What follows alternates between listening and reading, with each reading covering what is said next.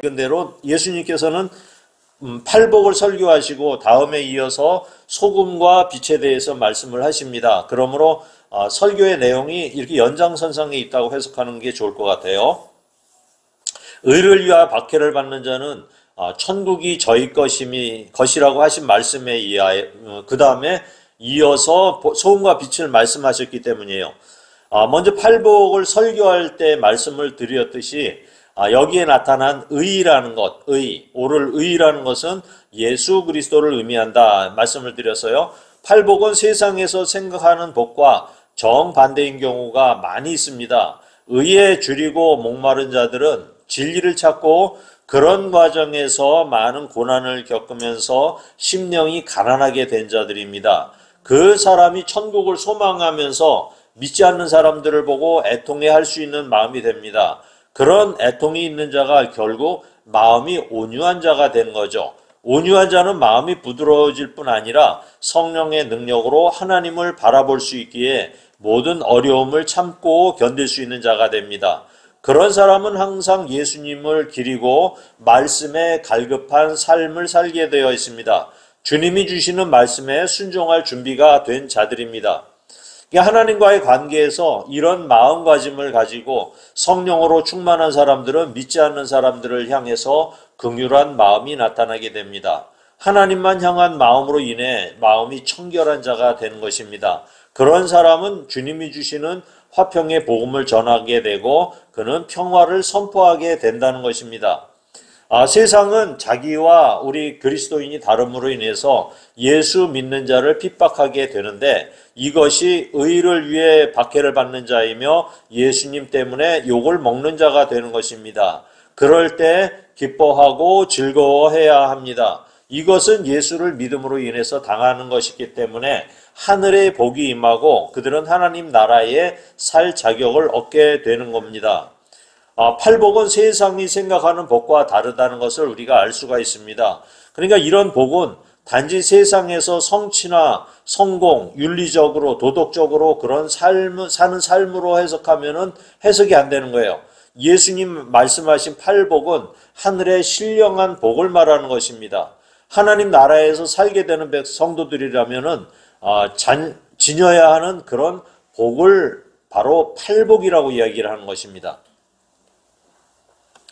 오늘 읽은 본문 말씀 중에 5장 13절에 보니까 너희는 세상의 소금이니 소금이 만일 그 맛을 잃으면 무엇으로 짜게 하리요 후에는 아무 쓸데없어 다만 밖에 버려져 사람에게 밟힐 뿐이니라. 오늘은 소금에 대해서 이야기를 하는데 소금은 영어로 보면은 NaCl이라고 되는데 염화나트륨이에요. 염화나트륨인데 염소하고 나트륨하고 짬뽕이 돼서 만들어진 게 소금이야. 그런데 이 소금은 참 신기한 존재야. 그죠? 이게 없으면은 사람도 죽어요. 이게 없으면 음식도 맛이 안 나는데 사람이 소금을 못 먹으면은 죽어요. 알죠? 염도가 우리 몸에 있어야 돼요. 신기한 거예요. 그리고 또 이 소금을 갖다가 물에다 넣으면은 물에 딱 떨어뜨리자마자 물이 짠맛으로 변해요. 그래서 이렇게 김치를 담그다가 왕소금을 갖다가 이렇게 칙 뿌리잖아요. 그러면은 어느 순간에가 전체가 맛이 짠맛으로 탁 변해버리죠.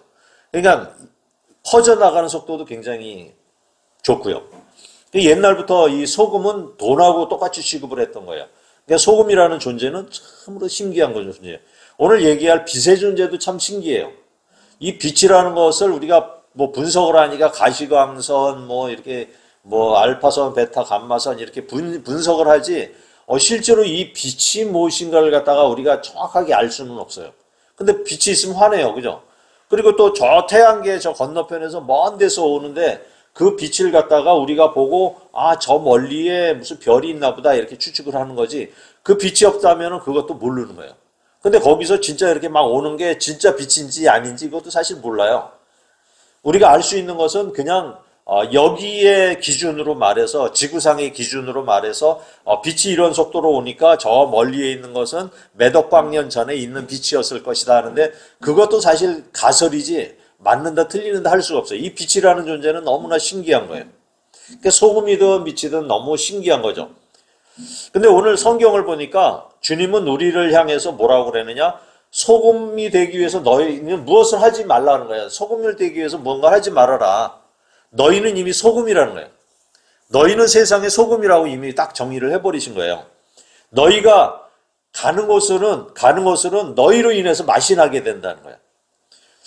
그리고 또 성경에서 보니까 맛을 잃게 되면 소금이 만일이라는 말은 거의 가능성이 없다는 얘기죠. 맛을 잃게 되면은 이란 얘기였어요.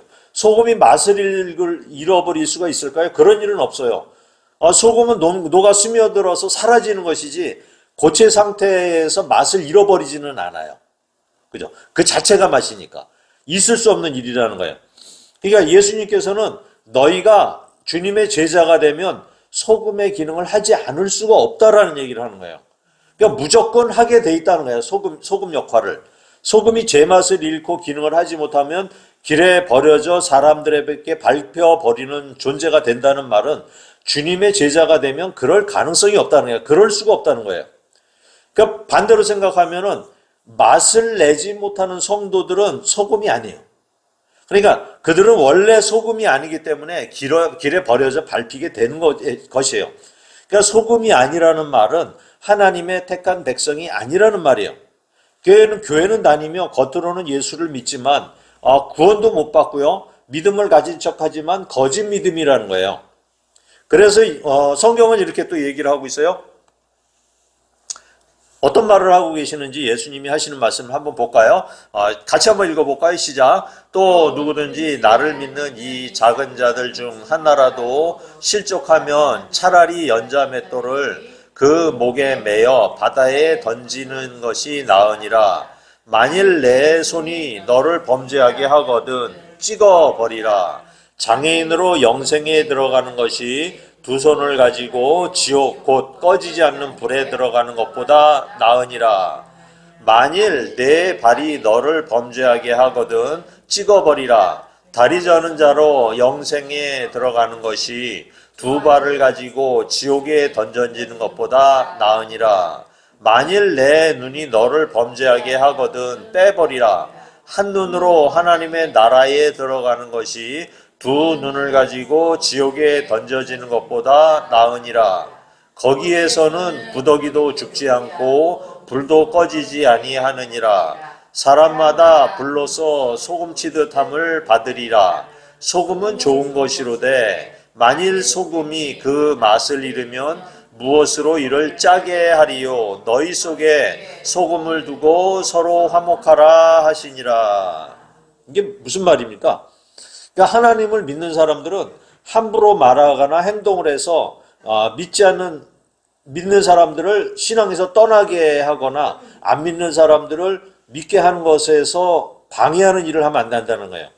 그러니까 손이나 발, 눈이 범죄를 해서 지옥에 가는 것보다 차라리 잘라버리거나 뽑아서 지옥에 안 가는 편이 훨씬 낫다는 말이에요. 그러니까 이게 비유기는 하지만은 지옥의 참상은 손발이 없어 당하는 고통보다도 훨씬 더 최악의 고통이라는 그런 얘기를 하고 계시는 거죠.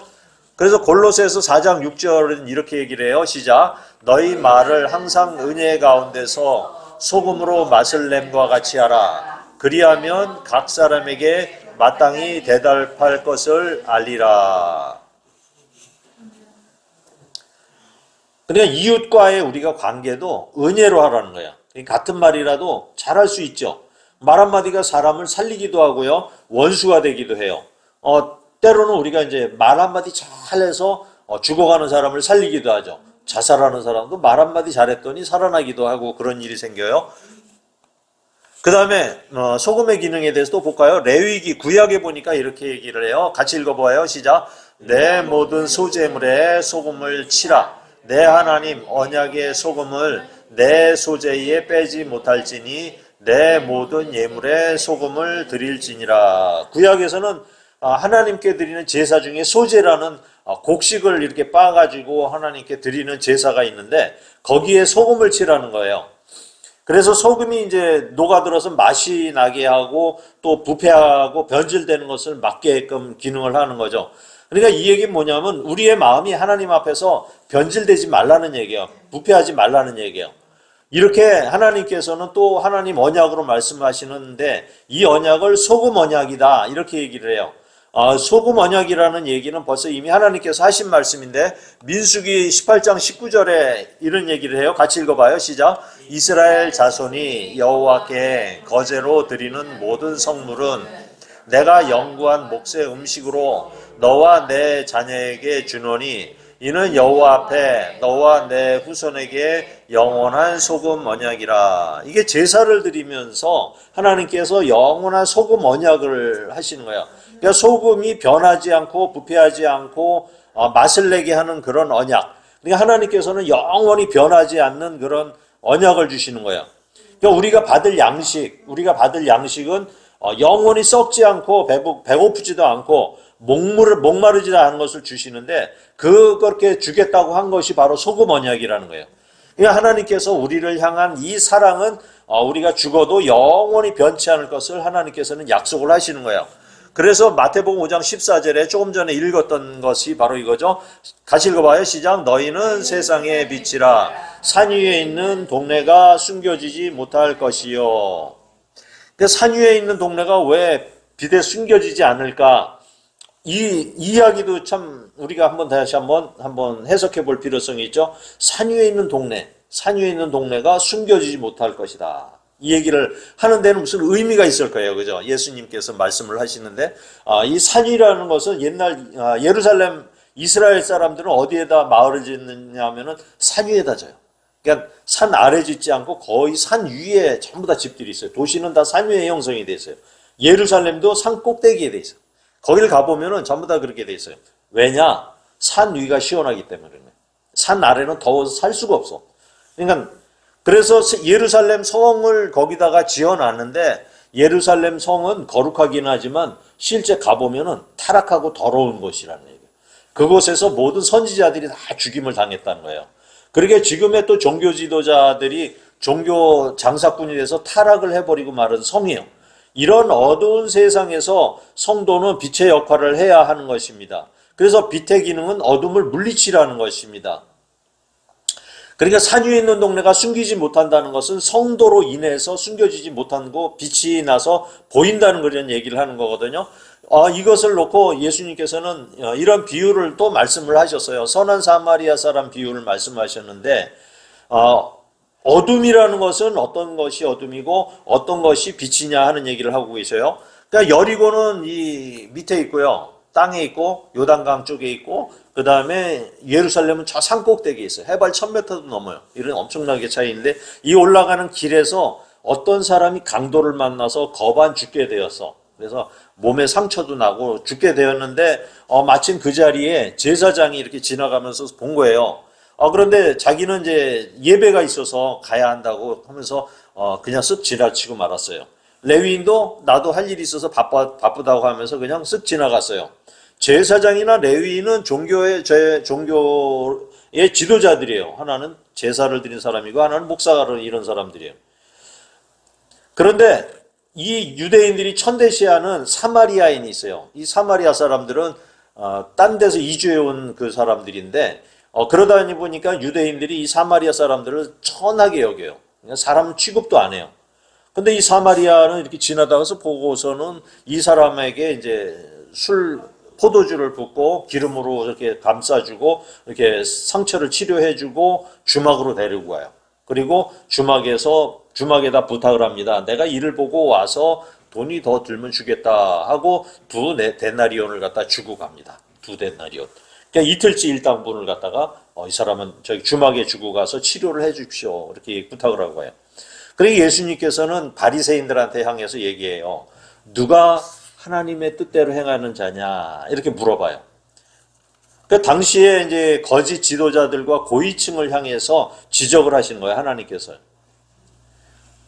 하나님의 뜻은 제사를 드리기 전에라도 이웃하고 불화한 것, 싸운 것, 화낸 것, 마음에 걸리는 것이 있으면 먼저 가서 화해를 하고 그 사람들하고 화해를 하고 여기 와서 제사를 드리기를 원하는 것이지 하나님의 뜻은 제사가 목표가 아니라는 얘기예요. 그래서 예수를 믿고 거듭난 성도는 빛이라는 거예요.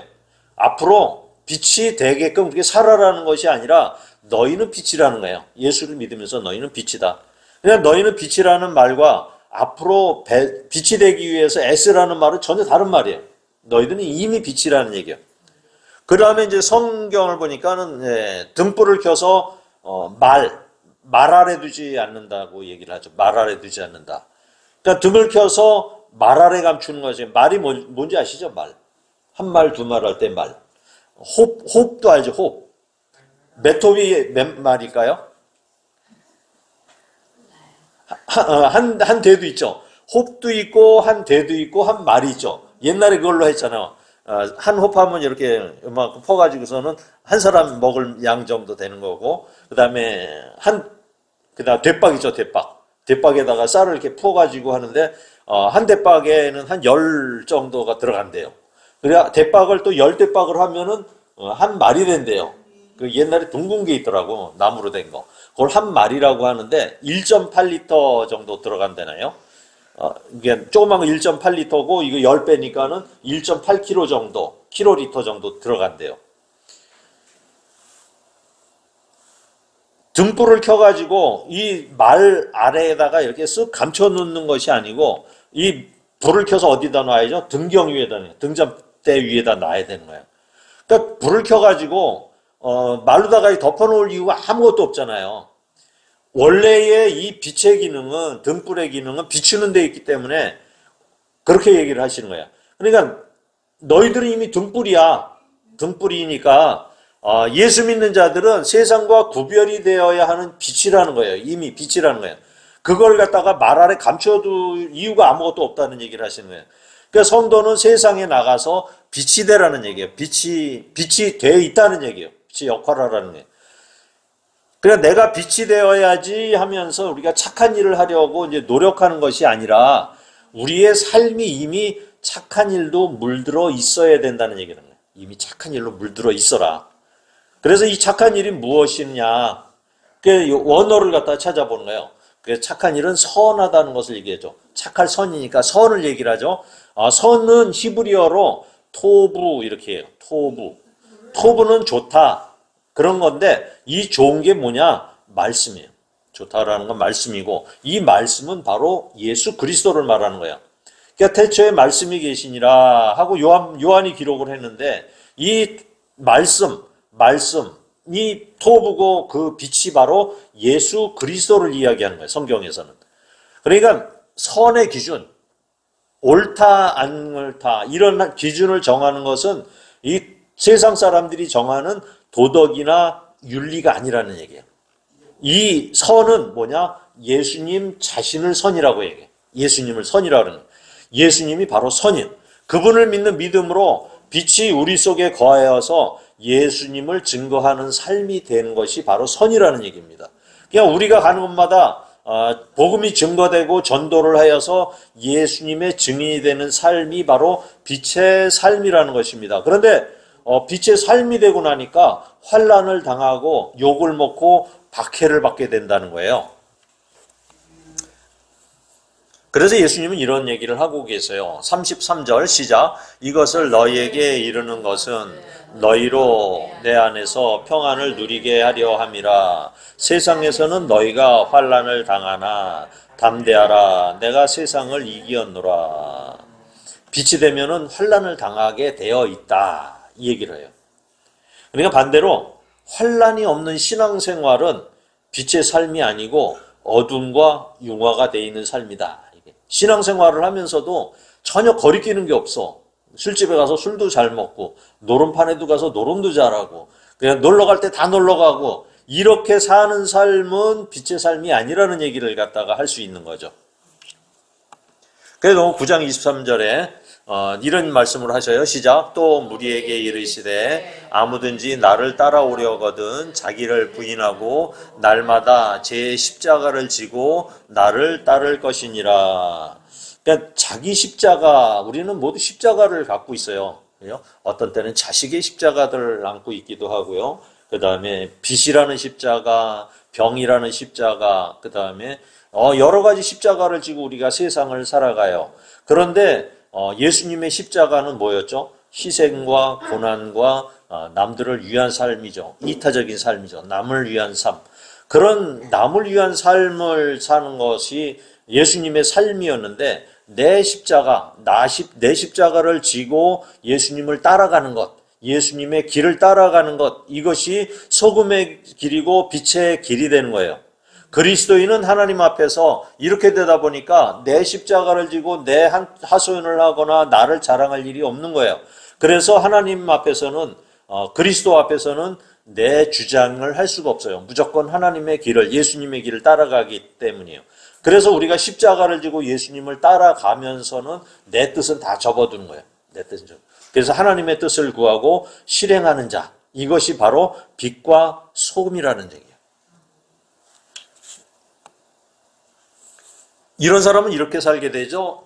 같이 읽어볼까요? 시작. 내가 진실로 너희에게 이르노니 한 알의 밀이 땅에 떨어져 죽지 아니하면 한 알 그대로 있고 죽으면 많은 열매를 맺느니라. 자기의 생명을 사랑하는 자는 잃어버릴 것이요 이 세상에서 자기의 생명을 미워하는 자는 영생하도록 보존하리라. 네, 이순신 장군이 예수님의 말씀을 가지고 한산대첩에서 이 말을 쓰신 거예요. 무슨 말인지 알죠? 죽고자 하는 자는 살 것이고 살고자 하는 자는 죽을 것이다. 그때 성경을 이순신 장군이 본 거예요. 빛과 소금의 삶을 사는 성도는 이타적인 삶을 살게 되는 거예요. 남을 위한 삶을 살게 돼요.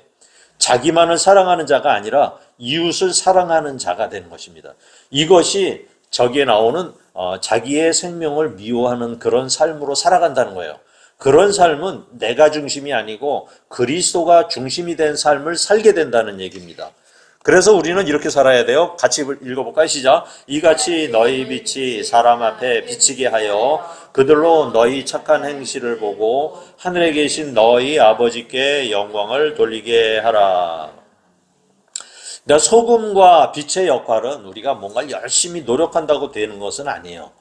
주님이 말씀하신 빛과 소금은 이 팔복을 기초로 해서 우리가 하나님의 백성이 된 상태에서 자연스럽게 나타나는 그런 현상입니다. 그냥 세상에서 선한 일을 하려고 착한 일을 하려고 노력하는 것은 다른 종교인들도 다 해요. 일반 안 믿는 사람들도 윤리와 도덕을 기본으로 해서 가난한 사람 돕고 선한다고 하는 일을 사업을 많이 해요. 근데 우리는 빛이에요. 예수를 안 믿는 사람들은 어둠의 세상을 우리는 보고 있는 거예요.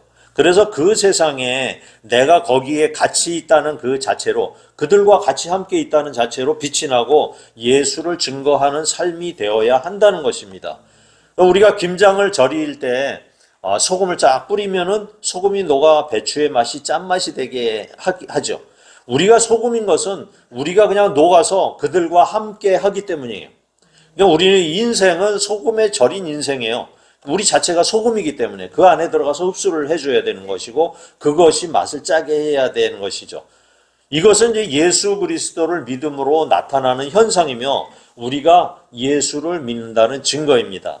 예수 그리스도의 향기가 우리 속에서 나타나야 하는 것입니다. 우리가 가는 곳에 어둠이 물러가고 환한 빛이 비쳐야 하는 것입니다. 우리 그리스도인들이 가는 곳, 그냥 이렇게 모임에도 가면은 막 우울하고 얼굴이 침울하게 돼 있는 그런 모임이라도 우리 그리스도인이 가면 다시 환한 얼굴로 바뀌고 환한 미소로 바뀔 수 있게 이렇게 바꿔야 한다는 얘기죠. 하나님께서는 이미 여러분들에게 이런 삶을 살게 하셨습니다. 우리가 이 사실을 믿음으로 살아갈 때 진정한 하나님의 나라가 이루어지게 될 것입니다. 아멘.